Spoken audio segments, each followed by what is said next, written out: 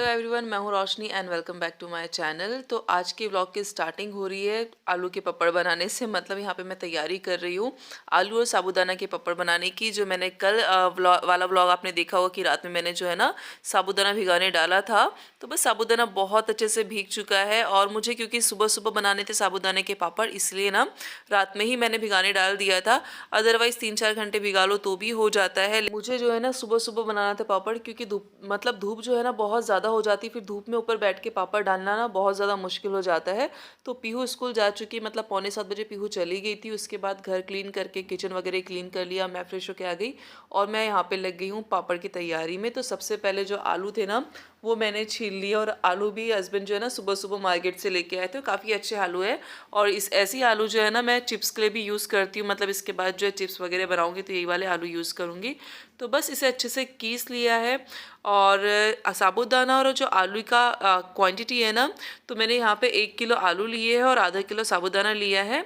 ये जो क्वांटिटी आप अपने हिसाब से ऊपर नीचे कर सकते हो, जिसका भी टेस्ट आपको ज़्यादा पसंद आता है ना वो कम ज़्यादा करके रख सकते हो। ऐसा नहीं है कि पापड़ बिगड़ेंगे, पापड़ बिल्कुल भी नहीं बिगड़ते हैं।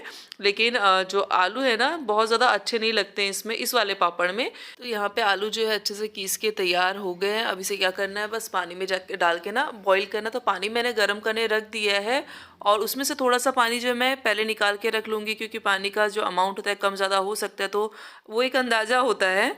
तो उसके हिसाब से फिर मैं बाद में डाल दूँगी। लेकिन जैसे ही मैंने यहाँ पे आलू डाला तो मुझे लगा पानी बहुत ज़्यादा हो गया है। तो आलू डालने के बाद ना फिर छलनी की हेल्प से मैंने पानी थोड़ा सा इसका निकाल लिया था। तो पानी मतलब जितना मैंने अभी आपको दिख रहा है ना कि बर्तन में पानी है, मतलब जिसमें मैंने आलू कीसे हैं उससे थोड़ा सा पानी और ज़्यादा, कि साबूदाना भी उसमें भीग जाए, इतना पानी रखना है पकाने के लिए। मतलब ये एक अंदाज़ा ही होता है जब हम लोग पकाते रहते हैं ना, तो ऐसे फिक्स क्वांटिटी नहीं होती कि इतनी मतलब इतना पानी डालना है और इतना आलू डालना है, इतना साबूदाना डालना है। वो तो एक अंदाज़ा होता है, उसके हिसाब से हम लोग कर लेते हैं, क्योंकि बनाते बनाते हैबिट हो जाती है।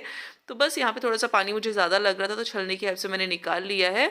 और इसके बाद अभी जितना पानी दिख रहा है ना इतना ही पानी मैंने इसमें रहने दिया था निकालने के बाद में। तो बस इसके बाद जो साबूदाना है ना वो ऐड करना है। और साबूदाना बहुत अच्छे से भीग चुका था, मतलब उसके जो एक एक दाने होते हैं ना बहुत अच्छे से अलग अलग जो है निकल रहे थे। तो देख रहे हैं कितने अच्छे से गिर रहा है, ऐसा लग रहा है मोती है। तो बस यहाँ पे इसे पकने के लिए रखेंगे। और आलू जो है मैंने 2-3 बॉईल आने दिया था, मतलब जैसे ही बॉईल आना चालू होता है तो बस 5 मिनट तक मैंने बॉईल आने दिया था पानी में। और उसके बाद जो है साबूदाना ऐड कर दिया था। साबूदाना डालने के बाद भी 10 मिनट पकाना है, क्योंकि साबूदाना भी जो है बहुत जल्दी पक जाता है। ऐसा नहीं कि बहुत देर तक पकाना है इसे। तो थोड़े से टेस्ट को बढ़ाने के लिए यहाँ पे ऐड कर दिया है ज़ीरा। काली मिर्च मैं पहले डाला करती थी लेकिन अब नहीं डालती हूँ, क्योंकि जब हम उसे खाते हैं ना तो मुंह में बहुत तीखापन लगता है, इसलिए मैंने काली मिर्च डालना बंद कर दिया है इसमें। अब इसके बाद इसमें ऐड कर दिया है सॉल्ट, और टेस्ट के अकॉर्डिंग जितना भी लगता है। और ये जो है ना पूरा मैं इकट्ठे पका लूँगी। थोड़ा सा बाबा के लिए फीका है, अलग से निकाल के रख दूँगी, क्योंकि बाद में मुझे इसमें ना मिर्ची ऐड करनी है।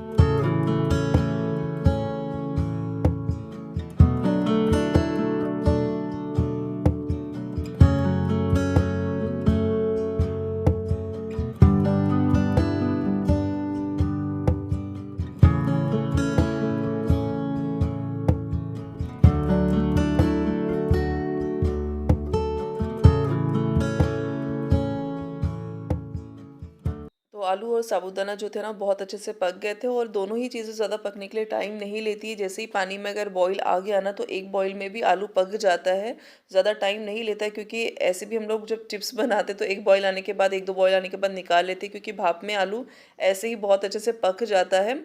और अगर ज़्यादा पका लिया तो उसके स्ट्रेंस पापड़ में दिखते नहीं। तो यहाँ पे मेरा थोड़ा ज़्यादा पक गया था तो उसके स्ट्रेंस नहीं दिख रहे पापड़ में। और साबूदाना है वो भी बहुत जल्दी पक जाता है, उससे भी एक भाप या 1-2 भाप की ज़रूरत होती है, उसके बाद वो भी पक जाता है। ऐसा नहीं है कि वो पकता नहीं है। तो बस यहाँ पे मैं चेक कर रही थी कि मतलब ज़्यादा पतला तो नहीं हुआ है घोल, ताकि पापड़ गोल ना बने, मतलब बिगड़े ना। तो घोल जो था एकदम परफेक्ट हुआ था और पापड़ भी अच्छे से गोल गोल बन रहे थे। तो यहाँ पे दोनों ही जो पापड़ का है ना तैयार है, एक तो फीका वाला और दूसरा जो तीखा वाला जिसमें हरी मिर्च डली है वो। और साथ ही मैं पापड़ जो है ना ये वाले प्लास्टिक में डालती हूँ।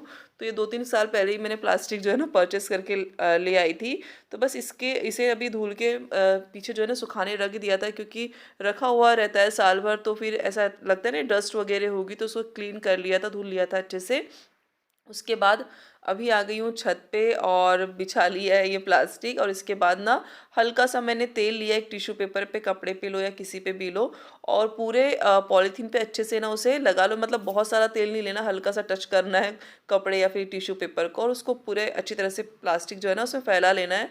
अगर तेल नहीं भी लगाए तो कोई प्रॉब्लम नहीं, पापड़ निकल ही जाते हैं, लेकिन एक ऐसा डाउट रहता है ना कि नहीं यार पापड़ डाले चिपकने नहीं चाहिए, तो मैं हल्का सा तेल इस तरह से लगा लेती हूँ। हालांकि इसके बाद क्लीन करने में बहुत ज़्यादा मशक्क़त करनी पड़ती है इस प्लास्टिक को, क्योंकि जो तेल है ना वो बहुत सारी चीज़ें पकड़ के रखता है। मतलब जो डस्ट वगैरह आएगी वो भी कैच करके रखेगा, या फिर पापड़ का आपने डाला है तो थोड़ा मतलब वो बहुत ज़्यादा उसको क्लीन करने के लिए बहुत मेहनत करनी पड़ती है तेल लगाने के बाद में, लेकिन काम इजी हो जाता है पापड़ निकालने का। तो बस यहाँ पे पापड़ डालने के लिए मैं बैठ गई हूँ। सबसे पहले जो बाबा के फीके वाले थे वो डाल दिए, और बहुत जल्दी जल्दी हो जाते हैं, इसे बहुत फैलाना वैलाने की ज़रूरत नहीं पड़ती है। एक एक चम्मच डाल रही थी तो वैसे ही वो अपना शेप लेते जा रहे थे। और एक और चीज़ आपको बताना चाहूँगी कि ऐसा नहीं है कि मैं सारी चीज़ें करने में परफेक्ट हूँ, तो मैं भी बस सबको देखती हूँ और देख देख के सीखती हूँ, अभी भी सीख ही रही हूँ। और एक अंदाज़ा सा हो जाता है कि नहीं इतने में इतना लेना है या ऐसा करना है, तो बस वही है कि देख देख के सीख रही हूँ और उसी तरह से करने की कोशिश करती हूँ। तो पापड़ यहाँ पे जो है ना रेडी है। अभी मैं आ गई थी, पापड़ मेरे सारे बन गए थे उसके बाद किचन में, क्योंकि मैंने आपको बताया था ना मिक्स वाली भाकर का आटा बनाना है, क्योंकि मेरा भाकर का आटा ख़त्म हो चुका है। तो यहाँ पे मैंने ले ली है जवारी, बाजरी और जो है नाचनी होती है वो, तो मैं इसकी जो है ना मिक्स वाली भाकर बनाऊंगी।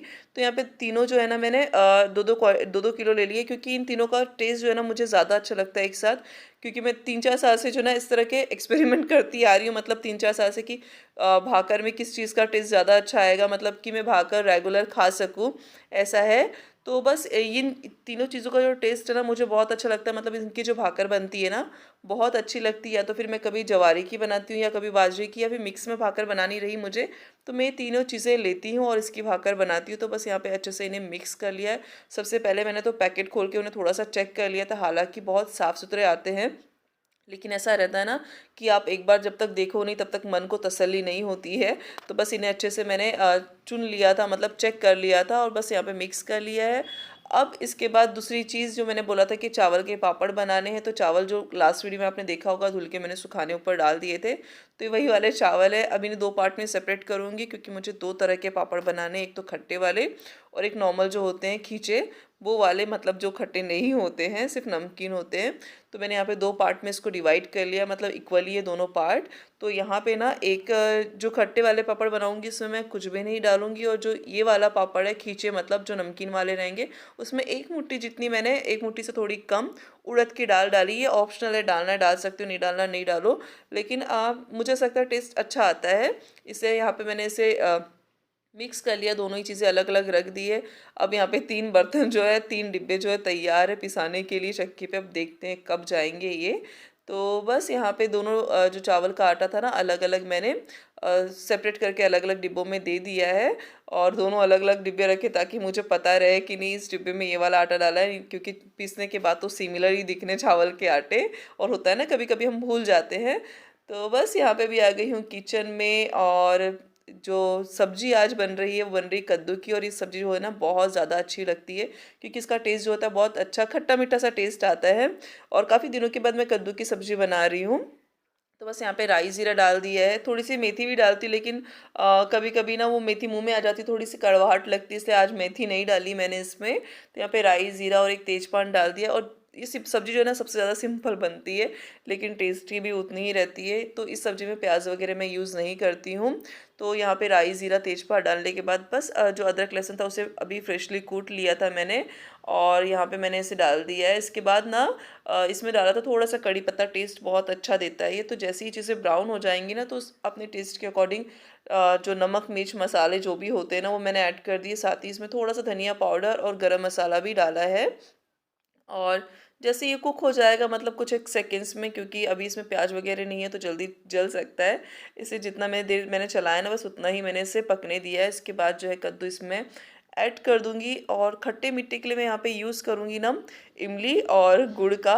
तो बस यहाँ पे मैंने सारी जो कद्दू थे वो सब कुछ डाल दिए, और हाँ नमक डाल दिया है सब्जी के अकॉर्डिंग। जो नमक है ना मैं लास्ट में डालती ताकि अंदाज़ा हो जाता है मुझे कि नहीं इतनी सब्जी तो इतना नमक जाएगा, इस तरह से। बस इसे मिक्स कर दिया, और ये जो वाला पॉट है ना ये मिट्टी का पॉट है जो मेरे भाई भाभी ले आए थे मेरे लिए, और यहाँ पे मैंने गुड़ और इमली डाल दी। इमली का जो क्लिप है मिसिंग है, तो इमली और गुड़ डाल दी। इमली को थोड़ा सा भिगाने के लिए रखा था मैंने। तो बस इसे बार बार जो है ना बीच बीच में चेक करती रही हूँ मैं और चलाती रही हूँ, क्योंकि पानी इसमें नहीं डाला है तो नीचे से लग सकती, मतलब जल सकती है सब्ज़ी, इसलिए बार बार चेक करना भी ज़रूरी है। तो ढक के मैंने इसे अच्छे से पका दिया। 15-20 मिनट में सब्ज़ी जो है ना अच्छे से पक जाएगी। तो यहाँ पे सब्ज़ी जो है लगभग रेडी है और बहुत यम लगती है वाली सब्ज़ी, क्योंकि इसका जो टेस्ट है ना बहुत प्यारा सा खट्टा मीठा टेस्ट आता है। तो बस सब्ज़ी रेडी है।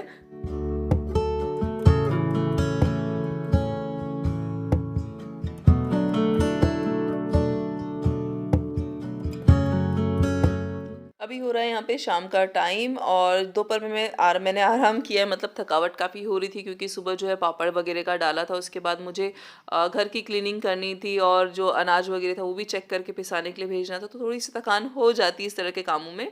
तो बस रेस्ट वगैरह किया है और जैसे ही मैं सो के उठी हूँ ना शाम को, तो बस यहाँ पे देखा कि बिल्कुल हवा तूफान वाला माहौल यहाँ पे था, लेकिन बहुत अच्छी ठंडी ठंडी हवा चल रही थी। तो इसे एंजॉय भी किया है। जो पापड़ का मैंने डाला था ना, तो दोपहर में 3 बजे ही मौसम ऐसा हो गया था, 3 साढ़े 3 बजे लगभग मौसम ऐसा हो गया था ना कि मुझे टेंशन हो रही थी कि पापड़ कैसे होते। तो मैंने पापड़ फिर निकाल के ला लिए, क्योंकि नीचे प्लास्टिक होता है ना, तो नीचे से पापड़ उतने नहीं सूख पाते, लेकिन अच्छे से ऊपर से सूख जाते हैं। तो बस यहाँ पे पापड़ नीचे निकाल के लाके मैंने इस तरह से कपड़े में फैला दिए हैं और रात भर हवा में, मतलब काफ़ी हद तक ये सूख ही जाएंगे। फैन मैं ऑन कर दूंगी तो इस तरह से पापड़ जो है ना मेरे बन गए अच्छे से। तो बस ये था आज का छोटा सा व्लॉग। पसंद आया तो लाइक ज़रूर करना, लाइक करना ना भूले और शेयर करना, सब्सक्राइब करना। और ये शाम का टाइम हो रहा है, पहली बार मैं गई हूँ आटे की चक्की में मेरे हस्बैंड के साथ, क्योंकि मैंने ज़िद की, मौसम बहुत अच्छा था, मैंने कहा कि मैं भी आऊँगी। और कल वाला जो व्लॉग आएगा तो उसमें हम लोग जाने वाले वेडिंग पे, और पॉसिबल हुआ तो जो मेरा मेकअप रूटीन है या मैं किस तरह से तैयार होती हूँ तो आप लोगों के साथ ज़रूर शेयर करूँगी। तो मिलते हैं नेक्स्ट व्लॉग।